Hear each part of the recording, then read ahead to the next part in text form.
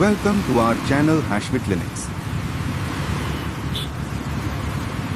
یہ بات کتنی حیران کن ہے نا کہ مصر کی مشہور ملکہ کلوپترا، جس کی خوبصورتی کے قصے آج بھی مشہور ہیں، وہ اپنی جوانی برقرار رکھنے کے لیے اپنے ماتھے پر ایک خاص قدرتی مغناطیسی پتھر باندھا کرتی تھیں۔ مطلب بظاہر یہ ایک قدیم دیومالائی کہانی سی لگتی ہے۔ بالکل، اور مزے کی بات یہ ہے کہ یہ صرف قدیم کہانیاں نہیں ہیں۔ اگر ہم جدید دور کی طرف آئیں تو 60 اور 70 کی دہائی میں ناسا نے جب اپنے خلا نوردوں کو خلا میں بھیجا تو واپسی پر ایک بڑا عجیب مسئلہ سامنے آیا۔ اچھا، وہ کیا؟ ان خلا نوردوں کی ہڈیاں تیزی سے کمزور ہو رہی تھیں اور پٹھوں میں عجیب سا کھچاؤ تھا، اور بہت ریسرچ کے بعد پتہ چلا کہ کشش ثقل سے زیادہ بڑا مسئلہ یہ تھا کہ وہ زمین کے قدرتی مغناطیسی میدان سے کٹ چکے تھے۔ ارے واہ، یعنی مغناطیسی میدان کی کمی ان کو بیمار کر رہی تھی۔ 100%۔ اور جیسے ہی ان کے اسپیس سوٹس میں مصنوعی مغناطیسی لہریں ڈالی گئی تو یہ مسئلہ حیرت انگیز طور پر حل ہو گیا۔ اس سے ثابت ہوا کہ مغناطیس محض لوہے کو کھینچنے والی کوئی بے جان چیز نہیں ہے، بلکہ یہ تو ہمارے بقا کے لیے ضروری ہے۔ تو آج کے اس تفصیلی جائزے میں ہم اسی موضوع یعنی میگنیٹو تھراپی یا مغناطیسی طریقہ علاج کی گہرائی میں اتر رہے ہیں۔ ہمارے پاس پروفیسر ڈاکٹر رفعت ہاشمی کے مرتب کردہ نوٹس ہیں، جن کی بنیاد پر ہم یہ کھوج لگائیں گے کہ کیا واقعی مغناطیس جسم کو شفا دے سکتا ہے۔ بالکل، اور یہ جاننا ان تمام سننے والوں کے لیے بہت اہم ہے جو درد، تھکاوٹ یا نیند کے مسائل کا کوئی قدرتی اور سائنسی متبادل حل تلاش کر رہے ہیں۔ ہم صرف یہ نہیں دیکھیں گے کہ یہ علاج کیا ہے، بلکہ یہ سمجھیں گے کہ یہ کام کیسے کرتا ہے۔ صحیح، تو چلیں بالکل بنیادی سوال سے شروع کرتے ہیں۔ کلوپترا اور خلا کی کہانیوں سے نکل کر مجھے یہ سمجھائیں کہ آخر ایک بیرونی مغناطیس ایک زندہ انسان کے جسم پر اثر انداز ہوتا کیسے ہے؟ مطلب رابطہ کیسے بنتا ہے؟ دیکھیں، اس کو سمجھنے کے لیے ہمیں اپنا ایک بنیادی نظریہ بدلنا ہوگا۔ ہمارا جسم صرف گوشت اور ہڈیوں کا ڈھانچہ نہیں ہے، یہ دراصل ایک انتہائی پیچیدہ برقی نظام ہے، یعنی ایک الیکٹریکل گرڈ ہے، اور فزکس کا اصول ہے کہ جہاں بجلی ہوگی وہاں مغناطیسی میدان خود بخود پیدا ہوگا۔ تو اس کا مطلب ہے ہم خود بھی ایک مغناطیس ہیں؟ ہاں بالکل، ہمارا جسم ایک کمزور لیکن واضح مغناطیسی میدان پیدا کرتا ہے۔ مثال کے طور پر ہمارے دل کا جو مغناطیسی نظام ہے وہ پورے جسم میں سب سے طاقتور ہے۔ اسے جدید آلات سے ناپا بھی جا سکتا ہے، اور یہ تقریباً 10 کی طاقت -7 ٹیسلا کے برابر ہوتا ہے۔ اچھا، 10 کی طاقت -7۔ اور دماغ، کیا دماغ بھی ایسا کرتا ہے؟ ہاں، دماغ کے اربوں خلیات یعنی نیورونز جب آپس میں بات کرتے ہیں تو وہ بھی برقی لہروں کے ساتھ مغناطیسی اثرات پیدا کرتے ہیں۔ گویا ہم واقعی چلتے پھرتے مغناطیس ہیں۔ نوٹس میں ایک جگہ فیراڈے کے قانون اور ہال ایفیکٹ کا ذکر ہے۔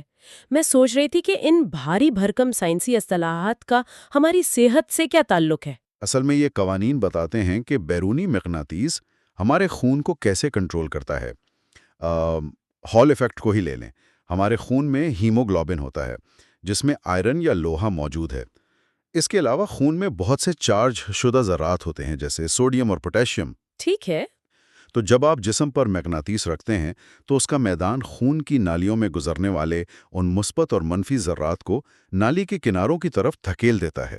اچھا، ایک منٹ، اگر ذرات کناروں کی طرف کھنچ رہے ہیں تو اس کا مطلب ہے وہ خون کی نالی کی دیواروں پر دباؤ ڈال رہے ہیں نا، اور اس سے تو نالیاں تھوڑی چوڑی ہو جاتی ہوں گی۔ بالکل صحیح پکڑا آپ نے۔ میڈیکل میں اسے ویسو ڈائلیشن کہتے ہیں۔ تو یہ بالکل ایسا ہی ہوا نا جیسے کسی بہت تنگ اور مصروف سڑک پر چلنے والی ٹریفک کو اچانک ایک چوڑی ہائی وے مل جائے، ٹریفک تیزی سے گزرنے لگے گی۔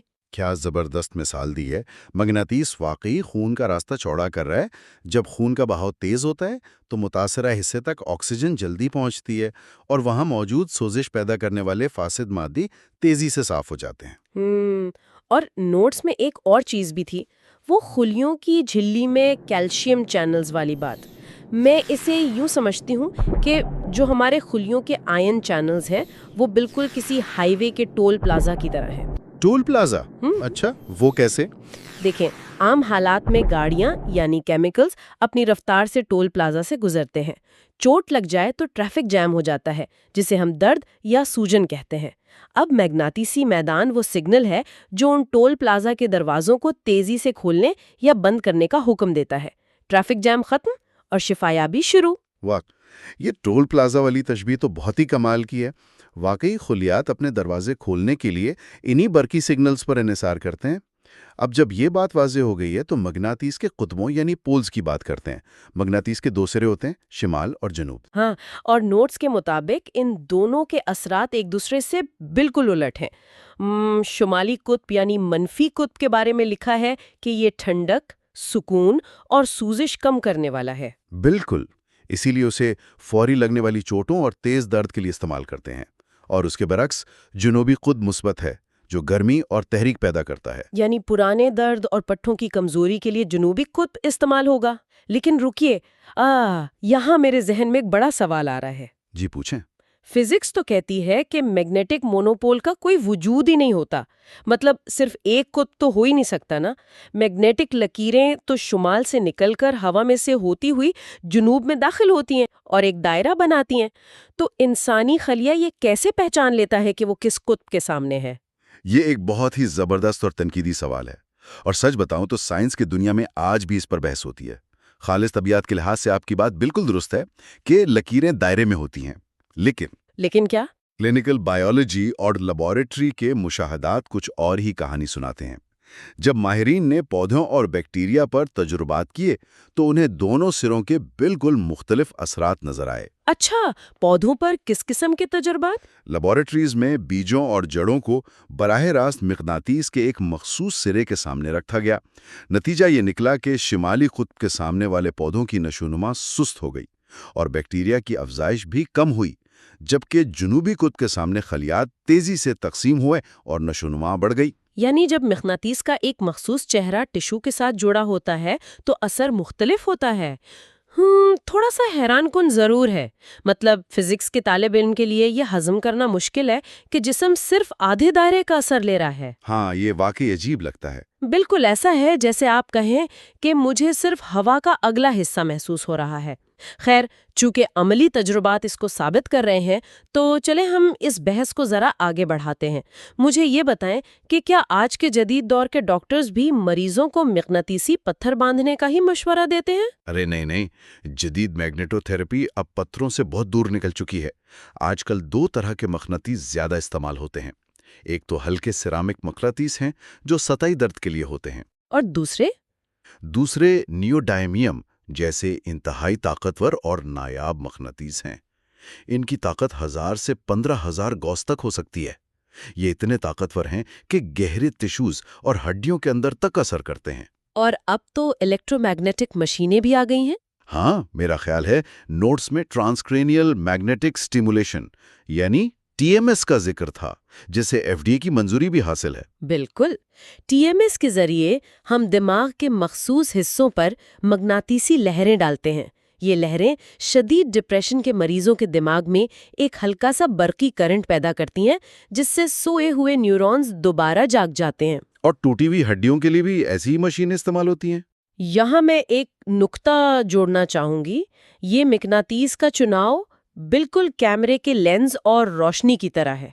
मतलब सतही जिल्द के लिए आपको कोई ताकतवर शुआ नहीं चाहिए, बस सेरामिक मिक़नातीस की फैली हुई रोशनी काफी है। हाँ, बिल्कुल सही। लेकिन अगर दिमाग के अंदर किसी न्यूरॉन को जगाना है या हड्डी जोड़नी है तो वहां लेजर बीम जैसी ताकत चाहिए होगी, और ये काम जदीद मशीनें करती हैं। जबरदस्त मिसाल है। सारा कमाल इस बात का है कि मैग्नेटिसी लहर की शिद्दत कितनी है और उसे कितनी गहराई तक पहुंचाना है। अच्छा, अब रिवायती इलाज से थोड़ा हटते हैं। नोट्स का एक हिस्सा है जिसने मुझे वाकई उलझा दिया। इसमें मैग्नेटिसी पानी की बात की गई है। खून में तो लोहा है, समझ आता है मैग्नेटिस असर करेगा, पर पानी में तो लोहा नहीं होता। पानी तो सिर्फ हाइड्रोजन और ऑक्सीजन है। हाँ, ये वाकई हैरानकुन लगता है। देखिए, पानी के मॉलिक्यूल्स अकेले नहीं होते, वो हाइड्रोजन बॉन्ड्स के जरिए जुड़कर क्लस्टर्स या गुच्छे बना लेते हैं। عام پانی میں ایک کلسٹر میں 10 سے 15 مالیکیول ہوتے ہیں۔ اچھا، تو میگنیٹ کیا کرتا ہے؟ جب پانی کو طاقتور مقناطیسی میدان سے گزارا جاتا ہے تو لہریں ان بانڈز کو عارضی طور پر کمزور کر دیتی ہیں۔ بڑے کلسٹر ٹوٹ کر چھوٹے ہو جاتے ہیں، جن میں صرف 5 یا 6 مالیکیول بچتے ہیں۔ اب یہ چھوٹے کلسٹرز انسانی خلیوں کے سوراخوں میں سے تیزی سے گزر جاتے ہیں اور جسم بہتر طریقے سے ہائیڈریٹ ہوتا ہے۔ بات تو منطقی ہے، لیکن کیا پانی کی کوئی یادداشت ہوتی ہے؟ مطلب مقناطیس ہٹانے کے بعد کیا وہ یاد رکھے گا کہ اسے توڑا گیا تھا؟ مجھے تو یہ کسی پلیسیبو اثر کی طرح لگتا ہے۔ آپ کو ایسا کیوں لگتا ہے؟ مطلب یہ تو بالکل ساحل سمندر کی ریت پر قدموں کے نشان جیسا ہے۔ جب تک قدم ہے نشان ہے، مقناطیس ہٹایا، پانی کی لہر آئی اور ریت دوبارہ پرانی حالت میں، تو پانی بھی تو اپنی پرانی حالت میں واپس آ جاتا ہوگا نا؟ ساحل اور ریت کی کیا بہترین تمثیل دی ہے آپ نے، اور سچ تو یہی ہے کہ سائنس بھی یہی کہتی ہے۔ سائنسی طور پر یہ تبدیلیاں بہت عارضی ہوتی ہیں، کچھ ہی گھنٹوں میں پانی کے مالیکیولز دوبارہ جڑ جاتے ہیں۔ تو پھر فائدہ کیسے ہوا؟ اگر پانی کو مغناطیسی فیلڈ سے گزارنے کے فوراً بعد استعمال کیا جائے تو اس کے فائدے ملتے ہیں۔ آج کل زراعت میں کسان پائپوں پر مغناطیس لگا دیتے ہیں، اور وہ پانی جب فوراً جڑوں کو ملتا ہے تو فصلوں کی پیداوار بڑھ جاتی ہے۔ ارے واہ، یہ تو نیا زاویہ ہے۔ لیکن نوٹس میں جو ہومیوپیتھی کا ذکر ہے وہ تو ایک قدم اور آگے ہے۔ اس میں تو مغناطیس کا کوئی مادی وجود ہوتا ہی نہیں ہے۔ ہاں، ہومیوپیتھی کی اپنی ایک الگ دنیا ہے۔ نوٹس بتاتے ہیں کہ اس میں 3 ادویات ہیں: شمالی قطب، جنوبی قطب اور دونوں قطبوں کے مجموعے کے لیے۔ اور وہ بنتی کیسے ہیں؟ ان ادویات کو مغناطیس کے قریب رکھ کر اتنا پتلا کیا جاتا ہے کہ آخر میں مغناطیس کا ایک ذرہ بھی نہیں بچتا۔ نظریہ یہ ہے کہ پانی میں صرف مغناطیس کی توانائی یا اس کا نقش باقی رہ جاتا ہے۔ یہ تو واقعی لیبارٹری سائنس سے بہت باہر کی چیز ہے، لیکن چونکہ لوگ اسے استعمال کر رہے ہیں اور فائدے کا دعویٰ بھی ہے تو ہم اسے بس بیان کر رہے ہیں۔ خیر، اب ایک بہت ہی سنجیدہ موڑ پر آتے ہیں۔ کوئی بھی علاج خطرات سے خالی نہیں ہوتا۔ مغناطیسی علاج کے کیا خطرات ہیں؟ یہ بہت اہم سوال ہے۔ میگنیٹک تھراپی کوئی مذاق نہیں ہے۔ سب سے بڑا اور جان لیوا خطرہ ان لوگوں کے لیے ہے جن کے دل میں پیس میکر لگا ہوا ہے۔ اوہ ہاں، کیونکہ وہ الیکٹرونک ہوتا ہے نا؟ بالکل، طاقتور میگنیس ان آلات کی بیٹری یا پروگرامنگ میں خلل ڈال سکتا ہے جو سیکنڈوں میں جان لیوا ثابت ہو سکتا ہے۔ اور اس کے علاوہ کن صورتوں میں منع ہے؟ حاملہ خواتین کے لیے سختی سے منع ہے، کیونکہ جنین کے نازک خلیات پر اس کے اثرات کا مکمل ڈیٹا موجود نہیں ہے۔ اور ہاں، چونکہ جنوبی قطب خون کی گردش تیز کرتا ہے تو اندرونی ہیمریج یا خون بہنے والے زخموں پر اسے ہرگز استعمال نہیں کرنا چاہیے، ورنہ خون رکنا مشکل ہو جائے گا۔ یہ احتیاطی تدابیر واقعی ذہن نشین کرنے والی ہیں۔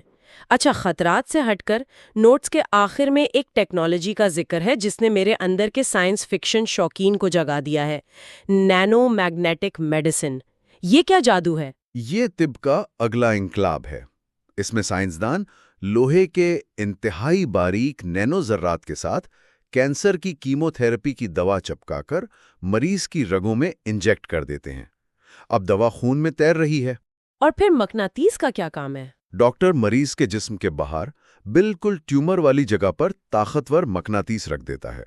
یہ مقناطیس خون میں موجود ان لوہے کے ذرات کو کھینچتا ہے اور وہ اپنے ساتھ بندی دوا سیدھے ٹیومر کے اندر لے جاتے ہیں۔ کیا شاندار تصور ہے! یعنی کیمو تھراپی کا زہر پورے جسم کو تباہ کرنے کے بجائے ایک گائیڈڈ میزائل کی طرح سیدھا کینسر پر حملہ کرے گا۔ ذرا سوچیں مستقبل میں کیا ہوگا۔ ہو سکتا ہے ہماری اسمارٹ واچز یا کپڑوں میں ہی مقناطیس نصب ہوں۔ کندھے میں درد ہوا، ایپ کھولی اور شرٹ نے درد ٹھیک کر دیا۔ بالکل، ہم تیزی سے ایک ایسے دور کی طرف جا رہے ہیں جہاں ڈیجیٹل ہیلتھ اور الیکٹرو میگنیٹکس ہماری زندگی بدل دیں گے۔ تو آج کی اس گفتگو کو سمیٹتے ہیں، کلیوپاٹرا سے لے کر مستقبل کی نینو ٹیکنالوجی تک کا سفر۔ ہم نے جانا کہ ایک سادہ سی دھات ہمارے جسم کے اندرونی برقی نظام، خون کی روانی اور دماغ کی لہروں تک سے بات کر سکتی ہے۔ بالکل، اور سب سے اہم بات یہی ہے کہ مقناطیس اور انسانی خلیات کا آپس میں ایک گہرا تعلق ہے جسے نظر انداز نہیں کیا جا سکتا۔ یقیناً، اور اسی جڑے ہونے کے احساس پر میں ایک سوال چھوڑنا چاہوں گی جو نوٹس میں تو نہیں لیکن اس بحث سے پیدا ہوتا ہے۔ آج ہم نے جانا کہ کنٹرول شدہ مقناطیسی لہریں ہمیں شفا دے سکتی ہیں، لیکن ذرا سوچیں، آج ہم ہر وقت وائی فائی، موبائل ٹاورز اور پاور لائنز کے ایک نظر نہ آنے والے مقناطیسی سمندر میں گھرے ہیں۔ اگر ایک چھوٹا مغناطیس ہمیں شفا دے سکتا ہے تو کیا یہ ممکن ہے کہ یہ غیر فطری مغناطیسی شور خاموشی سے ہماری صحت کو اس طرح بدل رہا ہو جسے ہم ابھی سمجھ ہی نہیں پائے؟ اس پر ضرور غور کیجیے گا۔ Professor Dr. Rafat Hashmi is a distinguished homeopathic physician, educator, and researcher with over 4 decades of clinical and teaching experience. He is widely respected for his deep command of materia medica, repertory, and constitutional prescribing, combined with a practical, patient-centered approach. Dr. Hashmi has dedicated his career to training generations of homeopathic doctors, blending classical principles with modern clinical insight. He is also known for his innovative work in digital homeopathy, developing educational content, clinical tools, and AI-assisted systems to enhance remedy selection and case analysis. With a strong commitment to ethical practice and lifelong learning, Professor Dr. Rafat Hashmi continues to guide, inspire, and elevate the standards of homeopathic education and patient care.